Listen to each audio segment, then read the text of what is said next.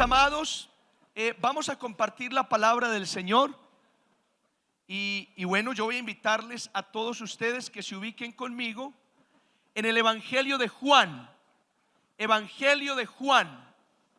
capítulo 13. Juan capítulo 13, versículo 1 al 20. Mientras se ubican ahí, qué gusto tener de verdad a muchas personas que nos acompañan también por primera, segunda vez. Bienvenidos a este lugar, qué gusto tenerlos. Julián, Dios te bendiga, qué gusto tenerte por aquí. Lo mismo allá atrás también, qué gusto tenerlos a todos. Dios les bendiga grandemente. Nos alegra mucho tenerles aquí de verdad. Vamos a leer Juan capítulo 13, versículo 1 al 20. Juan capítulo 13, versículo 1 al 20. Voy a leer despacio, fuerte y claro para todos. Miren lo que dice la palabra del Señor. Antes de la fiesta de la Pascua, sabiendo Jesús que su hora había llegado para que pasase de este mundo al Padre, como había amado a los suyos que estaban en el mundo, los amó hasta el fin. Y cuando cenaban, como el diablo ya había puesto en el corazón de Judas Iscariote, hijo de Simón, que le entregase, sabiendo Jesús que el Padre le había dado todas las cosas en las manos y que había salido de Dios y a Dios iba, se levantó de la cena y se quitó su manto y tomando una toalla se la ciñó. Luego puso agua en un lebrillo y comenzó a lavar los pies de los discípulos y a enjugarlos con la toalla con que estaba ceñido. Entonces vino a Simón Pedro y Pedro le dijo: Señor, ¿tú me lavas los pies? Respondió Jesús y le dijo: lo que yo hago, tú no lo comprendes ahora, mas lo entenderás después. Pedro le dijo: no me lavarás los pies jamás. Jesús le respondió: si no te lavare, no tendrás parte conmigo. Le dijo Simón Pedro: Señor, no solo mis pies, sino también las manos y la cabeza. Jesús le dijo: el que está lavado no necesita sino lavarse los pies, pues está todo limpio, y vosotros limpios estáis, aunque no todos, porque sabía quién le iba a entregar. Por eso dijo: no estáis limpios todos. Así que después que les hubo lavado los pies, tomó su manto, volvió a la mesa y les dijo: ¿sabéis lo que os he hecho? Vosotros me llamáis maestro y señor, y decís bien, porque lo soy. Pues si yo, el Señor y el maestro, he lavado vuestros pies, vosotros también debéis lavaros los pies los unos a los otros. Porque ejemplo os he dado, para que como yo os he hecho, vosotros también hagáis. De cierto os digo, el siervo no es mayor que su señor, ni el enviado es mayor que el que le envió. Si sabéis estas cosas, bienaventurados seréis si las hiciereis. No hablo de todos vosotros, yo sé a quienes he elegido, mas para que se cumpla la escritura, el que come pan conmigo levantó contra mí su calcañar. Desde ahora os lo digo antes que suceda, para que cuando suceda creáis que yo soy. De cierto os digo, el que recibe al que yo enviare, me recibe a mí, y el que me recibe a mí, recibe al que me envió. Oremos un momento. Padre, te damos muchas gracias por la palabra que traes esta noche a nuestra vida. Señor, permite que esta palabra edifique nuestros corazones en esta noche. Que esta palabra se haga real en cada hombre y en cada mujer. Espíritu Santo, úsame como un instrumento en tus manos para bendecir a tus hijos, para bendecir a tu iglesia hoy, en el nombre de Jesucristo. Amén y amén.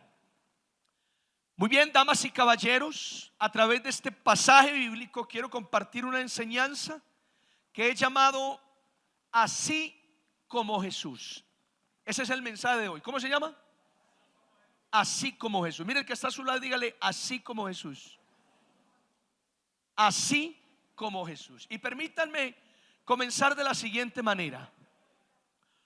Un predicador le dijo a toda la audiencia: ¿por qué seguimos a Jesús? Esa fue la pregunta que hizo el predicador a toda la congregación reunida en aquella noche. ¿Por qué seguimos a Jesús? De pronto se levantó una anciana y dijo: seguimos a Jesús porque Él nos sana.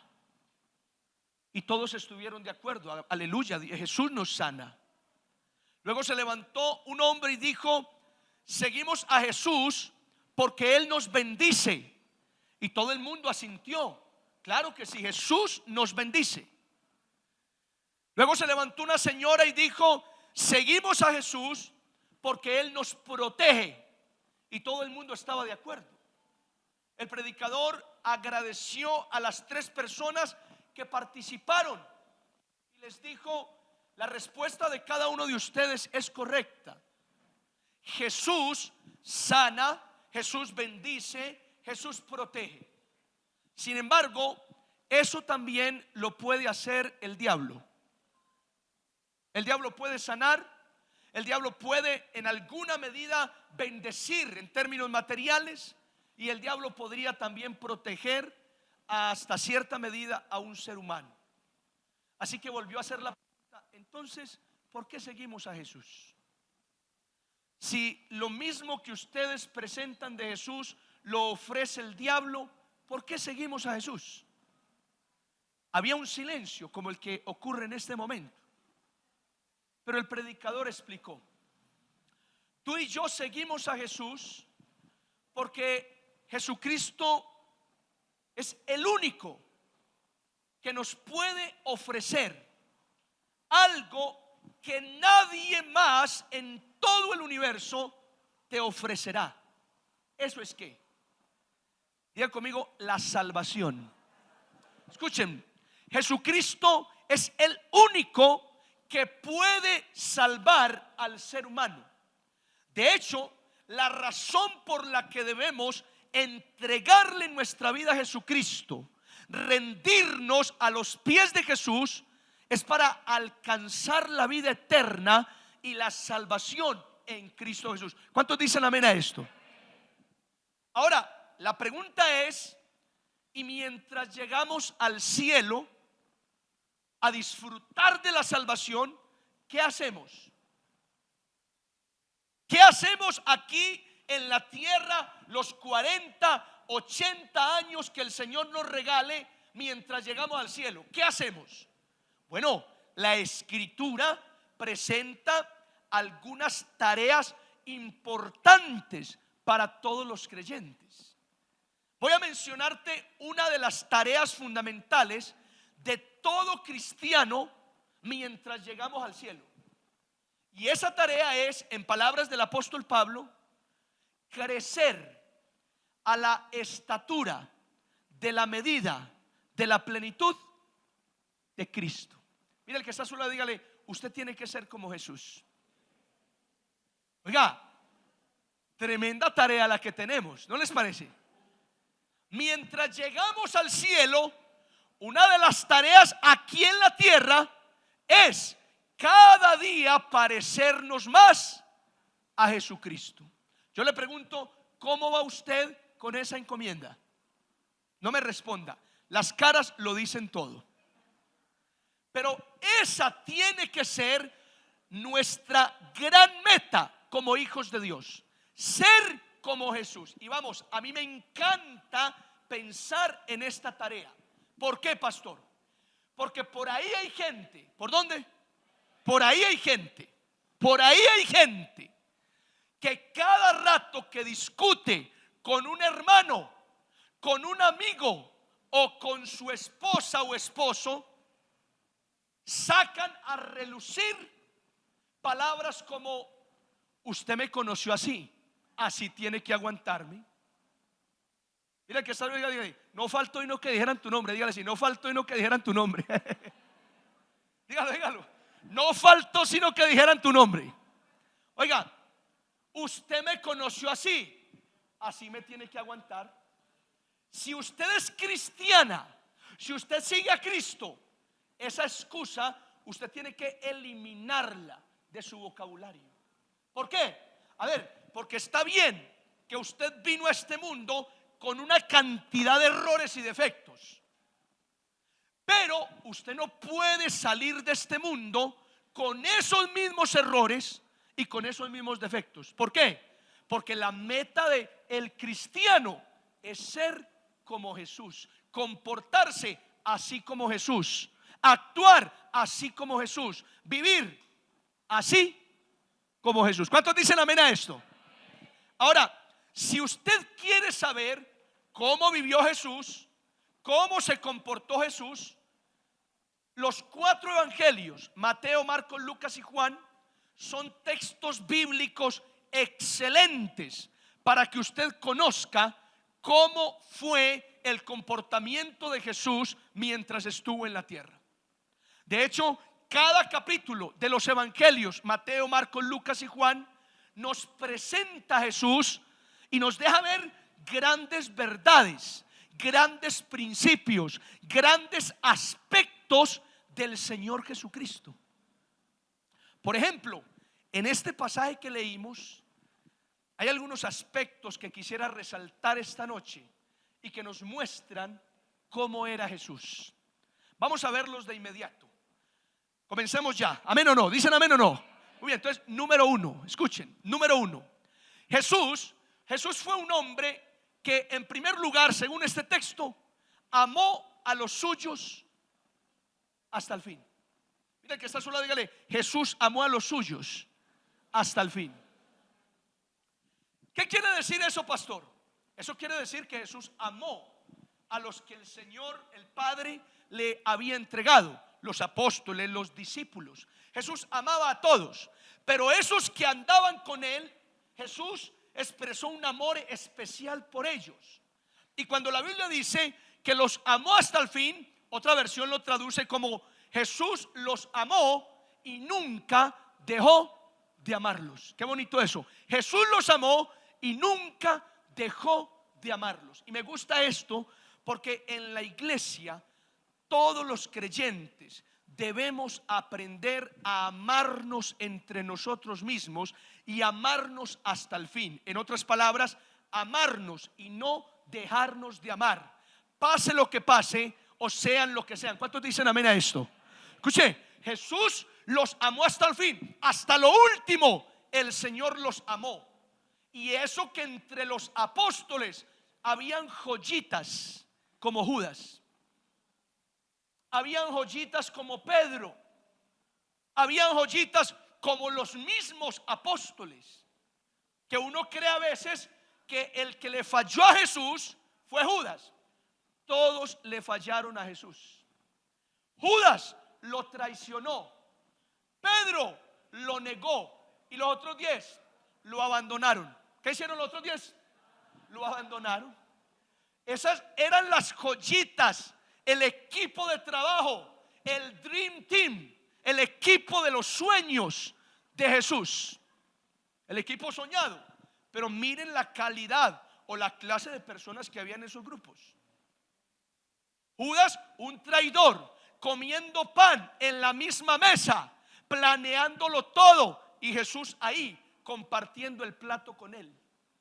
Judas no sabía que Jesús sí sabía. Tremenda decisión, ¿no? Judas no sabía que Jesús sí sabía. Jesús lo sabía todo. Por dentro de Jesús sabía: Judas me va a entregar, y por 30 monedas Pedro me va a negar, y por miedo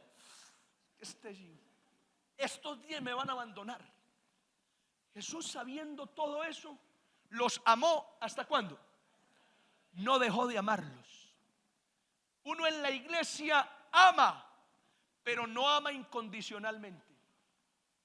Uno en la iglesia ama al que lo ama. Al que le tira duro, uno lo aborrece. Al que lo señala, uno también lo critica. Al que habla de uno, uno lo hace a un lado. Porque uno ama, pero ama condicionalmente. Yo amo al que me ama. Al que no me ama, tampoco lo amo. Es que yo no soy ni bueno ni malo. Yo soy como me traten. Oiga, y lo ponen ahí en el Facebook y opinan. Puros cristianos, amén, así es. ¿Cómo hay que amén, así es? El cristiano que opine eso, uy, ese no es cristiano pues. ¿Cómo así, Dios mío? Imagínense de verdad que el Señor nos dijera lo mismo. Vea, mijito, yo no soy ni bueno ni malo. Yo voy a hacer como ustedes me traten. ¡Ja! Estamos jodidos porque nosotros tratamos muy mal al Señor con nuestras acciones, con nuestros pensamientos y palabras. Imagine que el Señor nos tratara como lo tratamos nosotros a Él. Entonces, el cristiano no puede ser así. El cristiano tiene que aprender a amar. En palabras de Jesús, amen a sus enemigos, hagan bien al que los aborrece, oren por el que los ultraja, bendigan al que los maldice. Y luego viene Pablo y dice, amen más aunque sean amados menos. Venzan con el bien el mal. Y el Señor en el Evangelio dice, pongan la otra mejilla. Todas esas frases, ¿qué significan, pastor? Significan amor incondicional. Digan conmigo, amor incondicional. Y yo pienso cuando veo estas palabras, qué lindo que entre nosotros como hermanos nos amáramos de esa manera, incondicionalmente. Incondicionalmente. Mire, uno aprende a amar a la gente de la iglesia. Y yo les digo, no por tirármelas aquí, pero yo los amo profunda y sinceramente a todos ustedes. De verdad que sí. Yo sé que ustedes no me creen y veo caras raras, pero yo los amo a todos como son. Me preguntó mi niña, ¿usted por qué papá tiene tantos pelitos blancos? Yo le dije, mijita, si le contara tantas canas que me sacan estas personas. En fin, pero yo los amo, hermanos, y los amo a todos de verdad, y para todos quisiera poder estar ahí para servirles. Y así tiene que ser. Alguna vez escuché a alguien decir que en una iglesia todo pastor siempre tiene a un Pedro, siempre tiene a un Juan y siempre tiene a un Judas. Yo no sé quién será el Judas aquí, pero todavía puede remojar el pan en mi plato, tranquilo. Hay que amar incondicionalmente. Hay que amar incondicionalmente. Esa es la consigna. Ahora, en el mismo Evangelio de Juan, capítulo 13, mira lo que dijo el Señor Jesús. En esto conocerán todos que sois mis discípulos. ¿En qué? Si tuviereis amor. ¿Quiénes?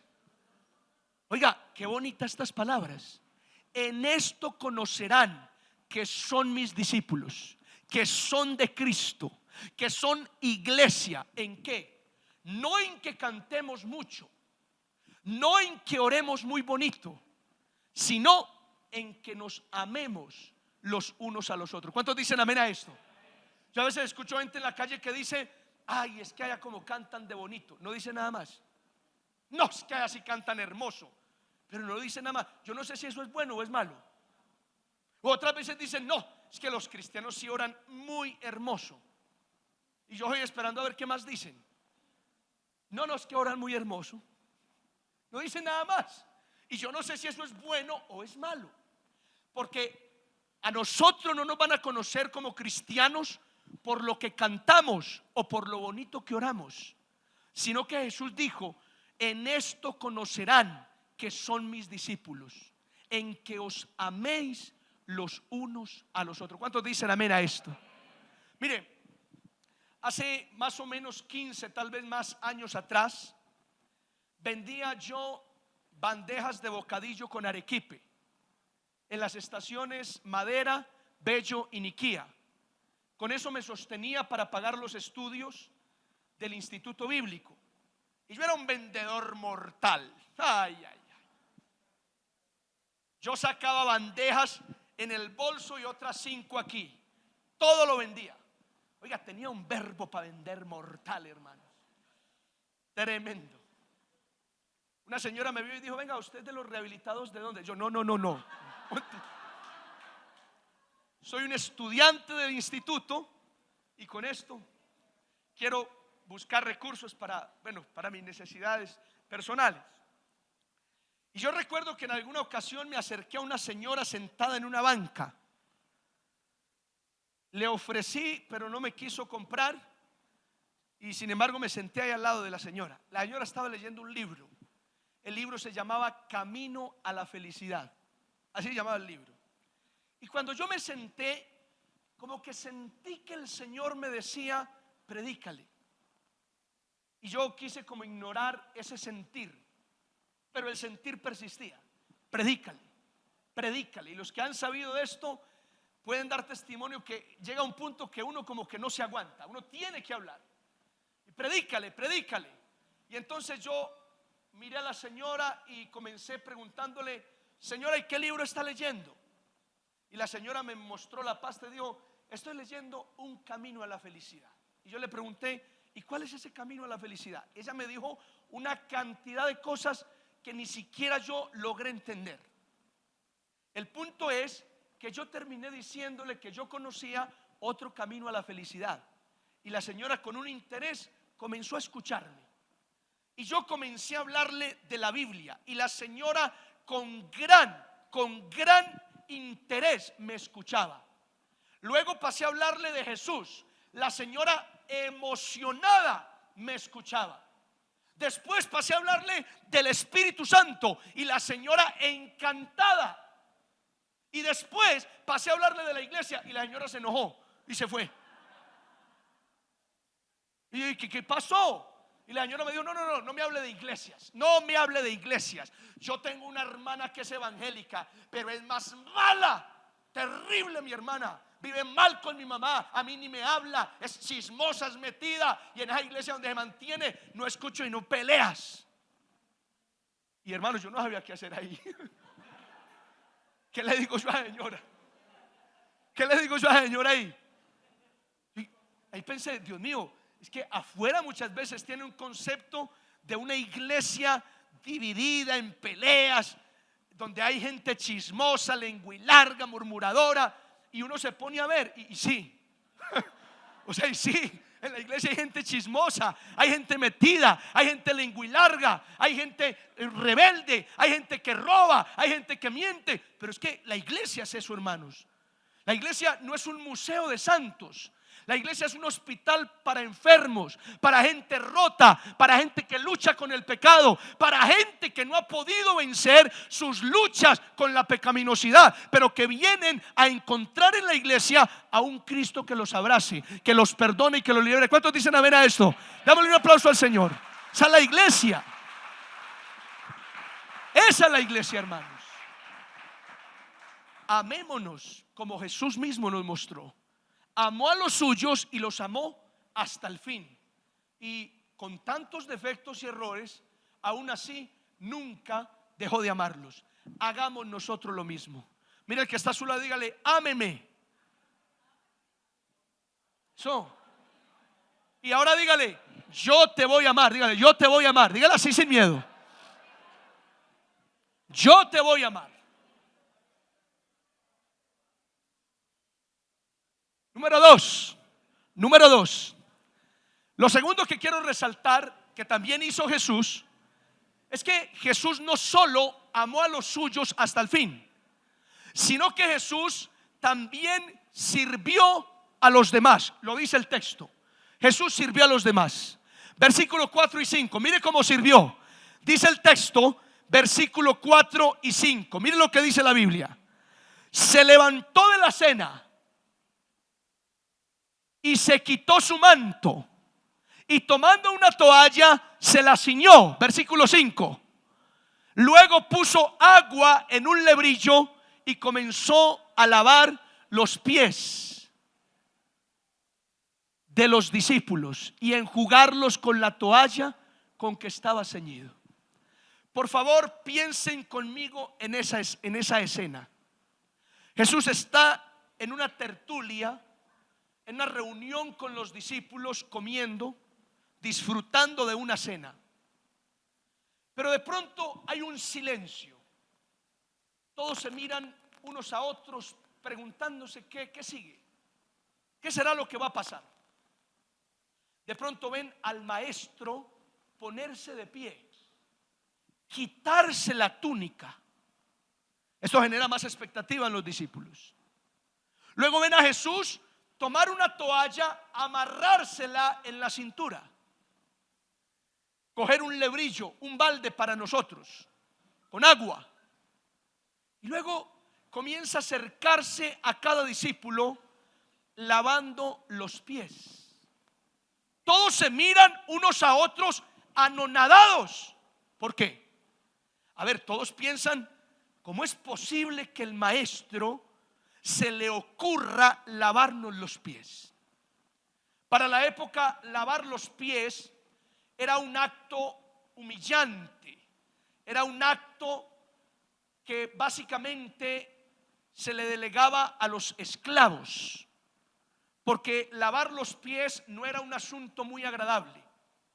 Por las condiciones geográficas de Israel, un lugar desierto, había estiércol, había polvo.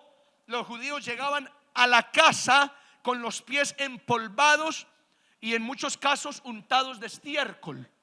Así que lavar los pies no era un acto que el hombre de la casa le diera a su hijo o a su esposa. No. Ese acto tan desagradable, tan incómodo, eso es para los esclavos. Al fin y al cabo, los esclavos, pues no importa mucho lo que piensen o lo que digan, son esclavos y deben obedecer.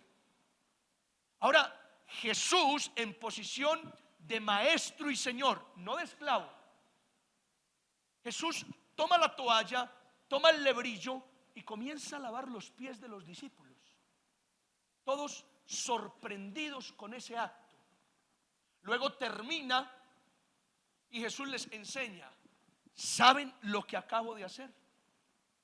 Con esto Jesús deja claro que definitivamente Él no vino para ser servido, sino que vino para servir.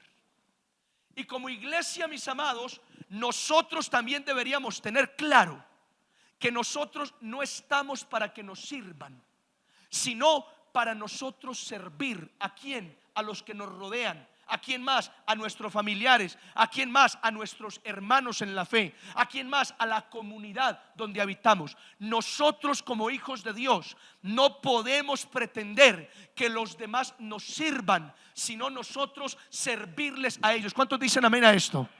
Mira, el que está a su lado, dígale: usted debe servir. De hecho, mis amados, de los grandes propósitos en la vida de un ser humano está el servir. Incluso de los verbos más importantes en la vida de un cristiano está el servir. Cuando una persona sirve a los demás, se está alineando con el propósito que Dios trazó para ella. Cuando tú sirves a los demás, tienes que servir. Ahora, ¿cómo servimos? Bueno, servimos con lo que el Señor nos ha dado, específicamente con los talentos que tenemos. Eso lo vimos hace como 15, 20 días atrás con un conferencista que trajimos a este lugar, James Durán. ¿Cuántos estuvieron en la conferencia de James Durán? Él nos enseñó algo muy importante, y es que el propósito de vida está totalmente relacionado con el servicio. Hay que servir. Ahora, cada uno debe servir con el talento que Dios le dio. En otras palabras, mire, usted es bueno para algo. Mire, que está solo, dígale: usted es bueno para algo. ¿Y eso qué significa? Que usted es muy útil. Pastor, yo no soy bueno para nada. Mire, aún si usted fuera bueno para nada, es útil para enseñar a los demás lo que no se debe hacer. No, es una broma. Eso es una broma. Pero usted es bueno para algo. Usted tiene un talento. Usted tiene una fortaleza. Usted desarrolló una habilidad. Usted alcanzó un conocimiento. Y eso hace que usted sea bueno para algo. Y con eso que tiene en su mano, en su vida, usted debe dedicarse a servir a los demás. Y en eso usted va a encontrar su propósito. ¿Cuántos dicen amén a esto? Cuando yo escuchaba la conferencia de James Durán y él preguntaba: ¿usted para qué es bueno? Mi hermano, yo me preguntaba: ¿yo para qué soy bueno? Y pensaba para mis adentros: pero Señor, ¿yo para qué soy bueno? Casi que el Señor me responde: ¿cómo así? ¿Usted es bueno para hablar? Y claro, yo entendí que yo era bueno para hablar. Bueno, más que para hablar, porque para hablar estamos todos, pero yo era bueno para hacerme entender. La gente me comprendía lo que yo expongo. De hecho, cuando yo veo las ancianitas de la iglesia por allá muertas de la risa y asintiendo, es decir, que me indican que me están comprendiendo el mensaje, yo digo: uy, gloria al Señor, estoy haciéndome entender. Y eso ya es bueno. Yo recuerdo que desde el colegio yo me hacía entender. Mire, desde el colegio, el que exponía en el salón, en el tablero, yo era uno de los que pasaba. Es más, yo no hacía las exposiciones. Yo le decía al grupo de 5: hagan ustedes que yo expongo. Mire pues cómo es de creído. Escriban ustedes las carteleras y pongan ustedes todos los enunciados, que yo lo expongo. Y yo salía y lo exponía. Y de alguna forma nos iba bien. Es más, yo recuerdo que en mi paso por la universidad, un día yo tuve que, como tarea, hacer una disertación de 10 minutos. Es decir, convencer a los compañeros del aula de clase de un tema específico en 10 minutos. Y yo, pensando en cuál era el tema de mi disertación, elegí hablar de la resurrección de Cristo en plena Universidad de Antioquia. Organicé todos los datos, todos los argumentos históricos, bueno, bíblicos también, y me paré allá a dar la disertación. Creo que ninguno me paró bolas. Nadie me prestó atención. Estaban ahí por cumplir la clase. Pero yo me inspiré en 10 minutos y yo dije: y Cristo resucitó, pero los argumentos en contra son estos. Da Vinci decía que, y yo inspirado ahí. Y además cerré de una manera magistral con el himno de Colombia. Y yo dije: y si Cristo resucitó, vale la pena que todos como colombianos comprendamos las palabras de aquel que murió en la cruz. ¿Cómo? Qué disertación tan tremenda. Todo normal. Como cerré la exposición, todos aplaudieron, pero más por la clase que por... Pero al final la profesora se acercó y me dijo: Wilder, usted expone muy bien. ¿Usted qué es? ¿Usted qué hace? Y yo le dije: profe, lo que pasa es que yo soy pastor. Cuando yo le dije yo soy pastor, ella dijo: no, vea, eso se la ganan así, vea. Eso se la ganan así. Me dijo: no, pero expones muy bien. Me imagino que te ha de ir bien compartiendo lo que compartes. Y yo dije: gloria al Señor. Yo creo que ese es hacerme entender cuando hablo. Y bueno, mis amados, ¿cuál es el punto? Que yo debo servirle al Señor con esto que Él puso en mí.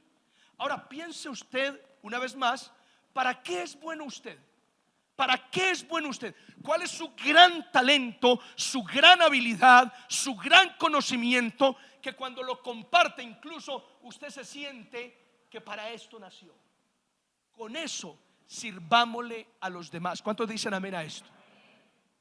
Debemos servir así como Cristo sirvió. Cristo dijo en Marcos capítulo 10: así pues el Hijo del Hombre no vino para ser servido, sino para servir y para darse, ¿en qué? Para dar su vida en rescate por muchos. Mire, el propósito de Cristo, el objetivo de Cristo era dar su vida en rescate por muchos. Era dar su vida para salvar a los pecadores. Ese era el fuerte de Jesús. Ese era el propósito de Jesús. ¿Qué quiere decir? Que Jesús usó realmente lo que Dios le entregó como misión para servir a los demás. Dios dijo: tú vas a morir por los pecadores para salvarlos. Y eso vino Jesús a hacer a la tierra. Servir, ¿cómo? Muriendo por todos los pecadores. Ahora, usted aquí en la tierra sirva, ¿cómo? Con lo que el Señor le dio, en eso que usted es bueno haciendo. ¿Cuántos dicen amén a esto? Eso es importante. Ahora, como iglesia debemos servir. Estoy terminando un libro que se llama Si Jesús fuese alcalde. Le recomiendo ese libro, Si Jesús fuese alcalde. Y el autor de ese libro plantea que si el Señor fuera alcalde, entonces el Señor no solamente se preocuparía por la condición espiritual de su comunidad, Él se preocuparía por lo espiritual, por la salvación. Pero no solo eso, también se preocuparía por cada área de su comunidad, por lo económico, por lo cultural, por lo material, por lo político, ¿me siguen, sí o no? Por lo social. De manera que la comunidad donde Jesús fuera alcalde sería una comunidad de ensueño. Piensen conmigo, si Jesús fuera el alcalde de San Rafael, ¿qué clase de alcalde tendríamos? ¿Cómo trabajaría por la comunidad de manera integral? Pues bien, el autor dice que la iglesia que representa a Cristo en la tierra debe comportarse tal y como si Jesús fuese alcalde.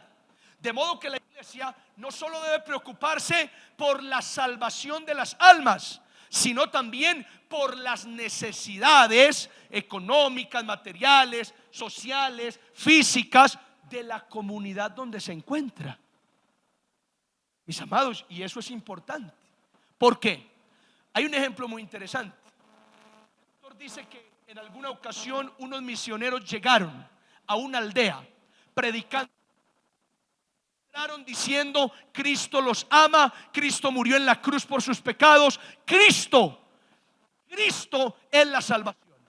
Y nadie en esa aldea le prestó atención a los misioneros. Por un oído les entraba y por otro les salía.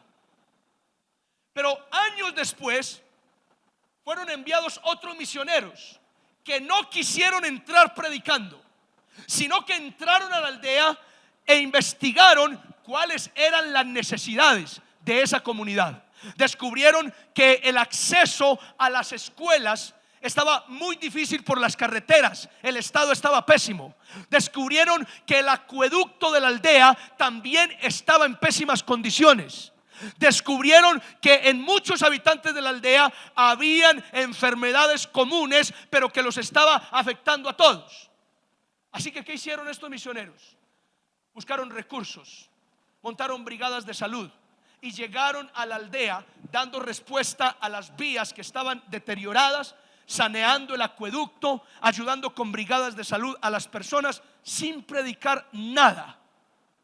Y cuando lograron servir a la comunidad, damas y caballeros, se ganaron el derecho a ser escuchados.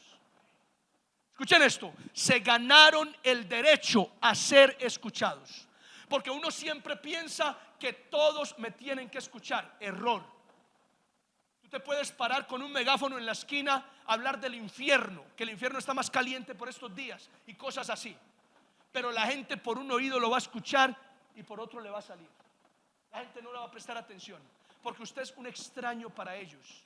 Pero cuando nos acercamos a la gente, descubrimos sus necesidades y trabajamos también por la integralidad del ser, nos ganamos el derecho a ser escuchados. Y eso es que, pastor, eso es servir. ¿Cuántos dicen amén a esto?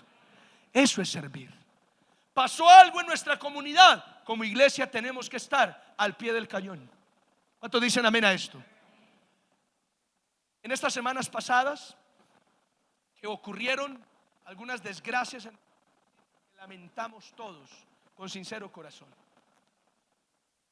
Estuve cerca de uno de los lugares impactados y de pronto tuve un sentir que creo que el Señor está poniendo en mi corazón y que me gustaría comenzar a presentarlo a la iglesia. Todavía no tiene forma, pero creo que puede funcionar. Y yo sentía la necesidad de crear en la iglesia un grupo de apoyo comunitario. ¿Qué es eso, pastor? No es liderazgo de la iglesia, no. En este grupo pueden entrar todos los que quieran. El nuevo, el antiguo, el recién llegado, todos. Es un grupo de apoyo comunitario. Y que ese grupo de apoyo comunitario pueda entrenarse en primeros auxilios, pueda buscar formas de obtener recursos. ¿Para qué? Para que cuando acontezca algo en el municipio, un vendaval, una inundación, un incendio, algo explotó, de ese grupo de la iglesia, como mínimo hayan 3, 4 personas presentes en el lugar. Y no a caciquear, no a decir, venga, nosotros tomamos el protagonismo, en ninguna manera. Porque los entes primarios de atención son la administración municipal, los bomberos y la policía. ¿Qué haríamos como grupo de apoyo? Nos sometemos a lo que ellos nos digan. Nos ponemos a la orden de la policía, de los bomberos y de la administración. Lo que nos digan, hacemos. Y me parece que esa es una forma también de servir a la comunidad, mis amados. Y que cuando nos damos cuenta de las necesidades que surgen, del siniestro que acontezca, Dios nos guarde, entre nosotros mismos podamos recoger, podamos reunir, podamos sembrar. ¿Cuántos dicen amén a esto? Y me gustaría abrir un paréntesis. La semana pasada recogimos dinero para ayudar con los eventos que pasaron, y como iglesia pudimos dar 2 millones de pesos para ayudar a las familias de San Julián, de la báscula, al señor de la escalera y al señor también del almacén. Demos la gloria al Señor por esto, amén. Pastor, que no sepa tu mano izquierda lo que hace tu derecha. A ver, con los recursos personales míos no tienes que saber qué hago yo con eso. Pero con lo público sí es bueno dar cuenta para que todo el mundo sepa qué se hace con lo que públicamente se recoge. Amén. Con lo personal, lo tuyo, no digas qué haces con lo tuyo. Yo tampoco digo qué hago con lo mío, pero con lo público sí es importante para transparencia delante de la congregación. Así que gloria al Señor. Tenemos que servir. ¿Cuántos dicen amén a esto? Tercero y último, y este me encanta también. Dice la palabra que Jesús no solamente amó a los suyos, no solamente sirvió a los demás, sino que además ¿qué? Dio ejemplo a todos. Y lo dice el texto, versículo 15. ¿Qué dice el versículo 15? Después de que Jesús les lava los pies sirviéndoles, luego les dice, porque ejemplo os he dado. Jesús fue un hombre que amó a los suyos. Jesús fue un hombre que sirvió a los demás. Y Jesús fue un hombre que dio ejemplo a todos. Oye, y me encanta esto. Hechos capítulo 1, versículo 1. Mire lo que dice Hechos capítulo 1, versículo 1. Es un texto que muchos hemos leído y literalmente dice estas palabras. Literalmente está escrito así. Léanlo conmigo. En el primer tratado, oh Teófilo, hablé acerca de todas las cosas que Jesús comenzó ¿a qué? A hacer y a enseñar. En este pasaje encontramos el verbo hacer y el verbo enseñar. Pero ¿cuál está primero? El verbo hacer. Luego el verbo enseñar. Y eso significa que, pastor, que Jesús primero hacía y luego enseñaba. Muchos de nosotros primero enseñamos y luego ni hacemos. Así somos nosotros. Pero haga pues eso. ¿Y usted cuándo lo hace? Nunca.